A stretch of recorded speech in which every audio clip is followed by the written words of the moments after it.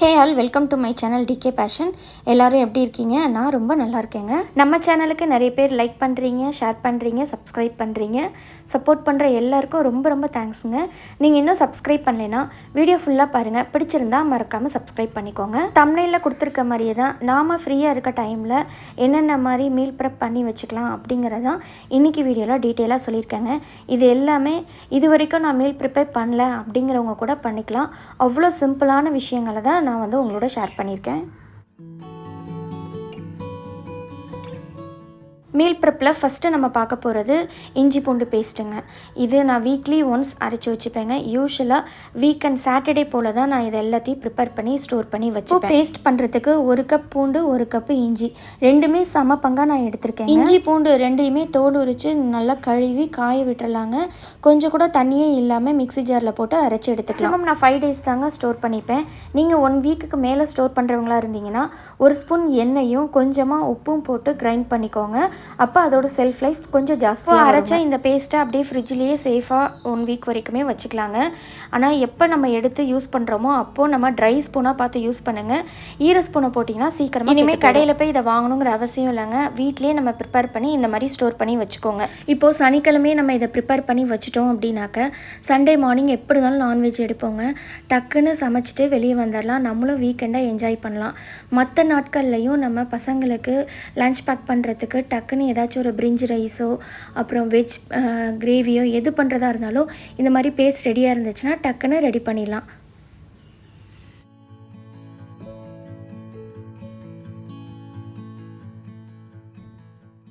அடுத்ததான் நம்ம பார்க்க போகிறது ரொம்ப ரொம்ப ஹெல்த்தியானதுங்க. முளைக்கட்டின ராகி மாவு எப்படி முளைக்க விடுறதுன்னு பார்த்துடலாங்க. அதுக்கு நான் இங்கே 1 கிலோ கேழ்வரகு எடுத்துக்கிட்டேங்க. அதிகமாக ராகி மாவு ஆட் பண்ணிப்பேங்க நைட் டின்னருக்கு. அதனால நான் இங்கே குவான்டிட்டி ஜாஸ்தியாக எடுத்திருக்கேன். நீங்கள் கம்மியாக கூட எடுத்துக்கலாம். இதை ஃபஸ்ட்டு நல்லா வாஷ் பண்ணி எடுத்துக்கணுங்க. ஒரு 3-4 தடவை சுத்தமாக வாஷ் பண்ணிக்கலாம். இப்போ வாஷ் பண்ணி வச்ச ராகியை நல்ல தண்ணி ஊற்றி ஓவர் நைட் ஃபுல்லாக ஊற விட்டுறலாங்க. இப்போது அடுத்த நாள் காலையிலங்க ராகியை தண்ணியெல்லாம் வடிச்சிடலாங்க. வடிச்சிட்டு ஒரு ஸ்ட்ரெயினரில் ஈரமான ஒரு காட்டன் கிளாத்து நல்ல காட்டன் கிளாத்தாக பார்த்து எடுத்துக்கோங்க. எடுத்து அது மேலே அந்த ராகியை ஃபுல்லாக கொட்டிடலாங்க. இந்த மாதிரி கீழே ஒரு பிளேட்டும் வந்து வச்சுருங்க. ஸோ தட் தண்ணி இன்னும் இருந்துச்சு அப்படின்னாக்கா அப்படியே அந்த பிளேட்டில் வந்து அப்படியே சொட்டி சொட்டி நின்றுக்குங்க. இந்த ஈர துணியை போட்டு அப்படியே மூடி வச்சிடலாங்க. இது திருப்பி ஒரு நாள் ஃபுல்லாக இருக்கட்டுங்க. நெக்ஸ்ட் டே மார்னிங் நான் உங்களுக்கு ஓப்பன் பண்ணி காட்டுறேன்.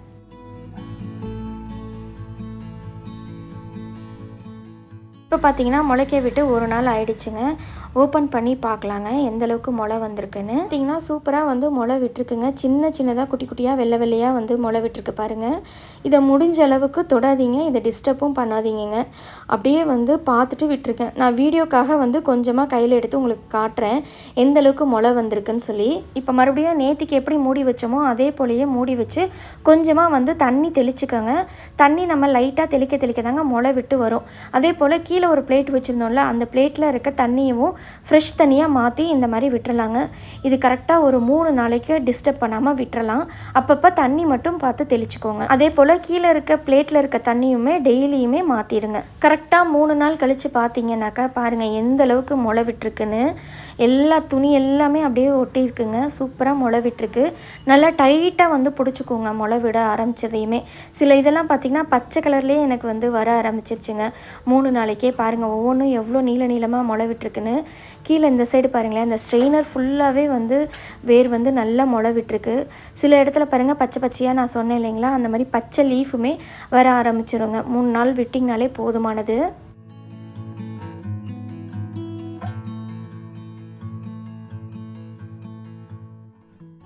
பார்த்திங்கன்னா இப்போ பொறுமையாக அது எல்லாத்தையும் அப்படியே ஒரு தாம்பழத்துக்கு மாற்றிக்கலாங்க. அதுக்கப்புறம் நம்ம ஒரு 3 நாளைக்கு வெயிலில் இதை காய வைக்கணுங்க.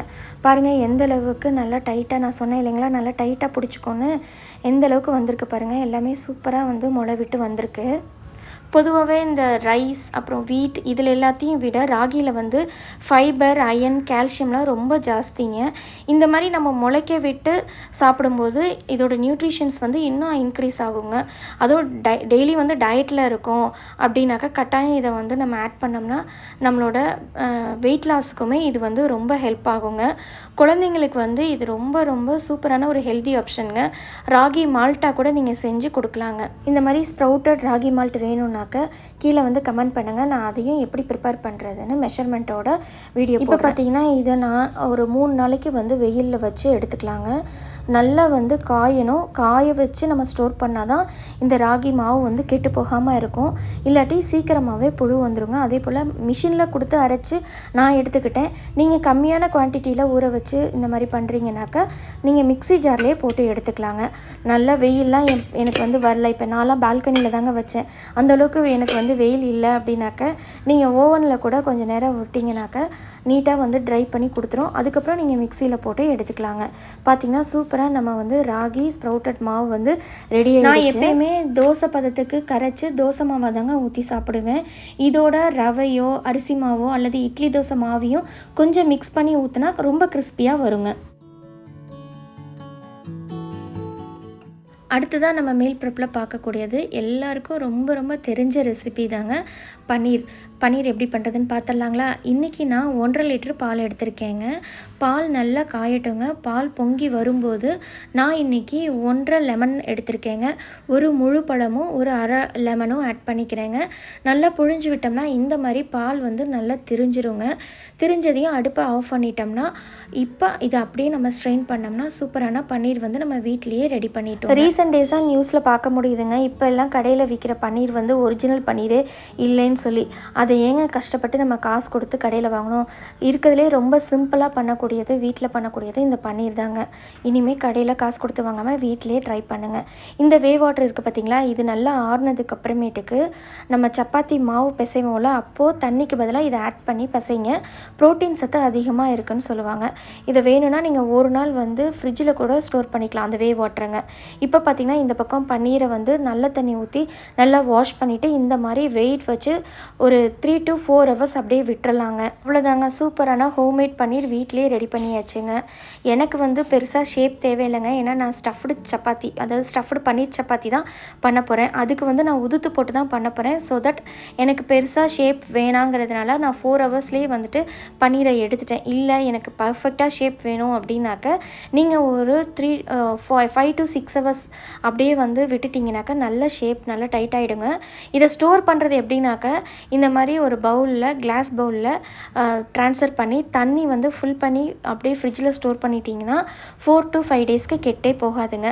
அப்பப்போ வந்து நம்ம எடுத்து ஸ்லைஸ் பண்ணி எண்ணெயில் பொரித்து ஈவினிங் ஸ்நாக்ஸாக கூட கிட்ஸுக்கு கொடுக்கலாம்.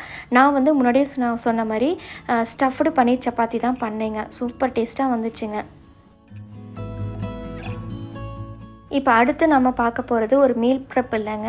நம்ம ஹெல்த்துக்கு, நம்ம ஹேருக்கு ஒரு இம்பார்ட்டண்டான ஒரு விஷயங்க. ஹேர் ஆயில் தாங்க ப்ரிப்பேர் பண்ண போகிறோம். ரொம்ப ரொம்ப சிம்பிளான இன்க்ரீடியங்க. வெறும் கருவேப்பிலையும் இந்த பெரிய நெல்லிக்காயும் வீட்டில் இருந்தால் போதுங்க. சூப்பரான ஒரு ஹேர் ஆயில் நம்ம ரெடி பண்ணிடலாம். அடுத்து சம்மர் சீசன் வந்துருச்சுங்க. என்ன தான் நம்ம தண்ணி, கூல், ஜூஸ், மோர் இந்த மாதிரி குடித்து உடம்பை வந்து கூலாக வச்சுருந்தாலும் தலையை வந்து கூலாக வச்சுக்கிட்டோம் அப்படின்னாக்கா டோட்டல் பாடியுமே வந்து கூலிங்காக இருக்குங்க. அதுக்கு ரொம்ப சிம்பிளான இன்க்ரீடியன்ஸ் வச்சு தான் இன்றைக்கி தேங்காய் எண்ணெய் மேக் பண்ண போகிறோங்க. இன்றைக்கி நான் 1/2 லிட்டருக்கு கொஞ்சம் கம்மியாக தாங்க செக்கில் ஆட்டின எண்ணெய், தேங்காய் எண்ணெய் என்கிட்ட இருந்துச்சு. அதை வந்து ஒரு அடிக்கணமான பாத்திரத்தில் அப்படியே ட்ரான்ஸ்ஃபர் பண்ணி சிம்மில் வச்சுட்டேன். அடுத்ததான் இங்கே பார்த்தீங்கன்னா 1 கப்பு உருவின கருவேப்பிலை எடுத்துட்டேங்க. 3லேருந்து 4 பெரிய நெல்லிக்காய் சின்ன சின்னதாக கட் பண்ணி இந்த மாதிரி மிக்ஸி ஜாரில் ஆட் பண்ணிக்கலாங்க. இந்த உருவின கருவேப்பிலையும் ஆட் பண்ணி நல்லா பேஸ்ட்டாக அரைச்சிக்கலாங்க. தண்ணி எதுவும் ஆட் பண்ணிடாதீங்க. தண்ணி இல்லாமல் கொஞ்சம் ஓரளவுக்கு, ஏன்னா குவான்டிட்டி ரொம்ப கம்மிங்கிறதுனால ரொம்ப பேஸ்ட்டாக வராதுங்க. ஓரளவுக்கு செமி கொரகொரப்பாக இருக்கும். அந்த அளவுக்கு அரைச்சி எடுத்துக்கலாங்க. பாருங்களேன், எனக்கு வந்து இந்த அளவுக்கு தாங்க வந்துச்சு. ரொம்ப பேஸ்ட்டாக வந்து வரல.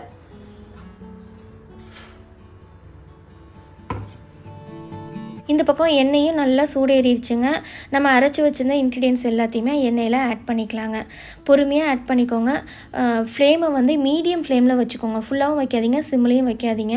நல்லா வந்து கொதி வரணுங்க. கொதி வந்ததுக்கப்புறம் பார்த்திங்கன்னா இது வந்து கலர் அப்படியே கொஞ்சம் கொஞ்சமாக சேஞ்ச் ஆகும். நம்ம ஆட் பண்ண இன்க்ரீடியன்ஸ் எல்லாமே பார்த்திங்கன்னா கருப்பு கலரில் அப்படியே கொஞ்சம் கொஞ்சமாக சேஞ்ச் ஆகுங்க. இப்போயே பார்த்திங்கன்னா தெரியும், எண்ணெய் வந்து க்ரீன் கலரில் வந்து மாற ஆரம்பிக்கும். இந்த மாதிரி கலர் சேஞ்ச் ஆனதுக்கப்புறம் அடுப்பை ஆஃப் பண்ணிடுங்க. இதை டிஸ்டர்பே பண்ணாதீங்க, அப்படியே ஓவர் நைட் வந்து இருக்கட்டும். கலர் மட்டும் பார்த்துக்கோங்க, கருப்பு கலரில் இந்த அளவுக்கு வந்து சேஞ்ச் ஆகணும். ஸோ ஓவர் நைட் விட்டு நெக்ஸ்ட் டே மார்னிங் பார்த்திங்கன்னா இன்னமுமே பிளாக் ஆகிடுங்க. இதை அப்படியே ஒரு ஸ்ட்ரெயினர் வச்சு ஸ்ட்ரெயின் பண்ணி எடுத்துக்கலாம். இல்லை அப்படின்னாக்கா ஒரு துணி வச்சு நல்லா பிழிஞ்சும் எடுத்துக்கலாங்க. நான் முன்னாடியே சொன்ன மாதிரி நான் 500 ml கொஞ்சம் கம்மியாக தான் என்கிட்ட தேங்காய் எண்ணெய் இருந்துச்சு. அதை தான் வந்து ஆட் பண்ணேன் இல்லைங்களா. எனக்கு டோட்டலாக வந்து 300 ml வந்து தேங்காய் எண்ணெய் வந்து கிடச்சிதுங்க. ஸோ இதை வந்து நம்ம அப்படியே தலைக்கு வந்து ஓவர் நைட் தடவிட்டு தூங்கிட்டு காலையில் எந்திரிச்சு ஃப்ரெஷ்ஷாக தலை குளித்தோம் அப்படின்னாக்க நல்ல கூலிங்காக இருக்குங்க. அவ்வளோதாங்க. டக்குன்னு வீட்டிலே செய்யக்கூடிய இந்த ஆயிலை கண்டினியூஸாக நீங்கள் யூஸ் பண்ணிங்கன்னா ஸ்கேல்பை ஸ்ட்ரென்தன் பண்ணி ஹேர் ஃபாலை ரெடியூஸ் பண்ணுங்க. அதே போல் இப்போ தான் எனக்கு அங்கங்கே 1-2 க்ரே ஹேர் வருது அப்படிங்கிறவங்க இந்த ஆயிலை கண்டினியூஸாக யூஸ் பண்ணிங்கன்னா க்ரே ஹேரை வந்து டிலே பண்ணுங்க. க்ரே ஹேர் வந்துருச்சு, இதை பிளாக் ஹேராக மாற்றோம்னா கட்டாயம் மாற்றாதுங்க. இது க்ரே ஹேரை கொஞ்சம் டிலே பண்ணுங்க. அதே போல் ஹேர் க்ரோத்தை வந்து பூஸ்ட் பண்ணும். டேண்ட்ரஃப் இருந்ததுனாலும் அதை ரெடியூஸ் பண்ணுங்க கண்டினியூஸாக இந்த ஆயிலை நீங்கள் யூஸ் பண்ணும்போது. வீக்லி 2 டைம்ஸ் யூஸ் பண்ணுங்கள். நைட்டு வந்து அப்ளை பண்ணிவிட்டு மார்னிங் வாஷ் பண்ணிங்கனாலே கண்ணுக்கு உடம்புக்கெல்லாம் நல்ல குளிர்ச்சியாக இருக்குங்க. இந்த வீடியோ உங்களுக்கு பிடிச்சிருந்துச்சுன்னா மறக்காமல் கமெண்ட் பண்ணுங்கள். நம்ம சேனலுக்கு லைக், ஷேர் அண்ட் சப்ஸ்கிரைப் பண்ணிக்கோங்க. இது போல் இன்னொரு வீடியோவில் மீட் பண்ணலாம்.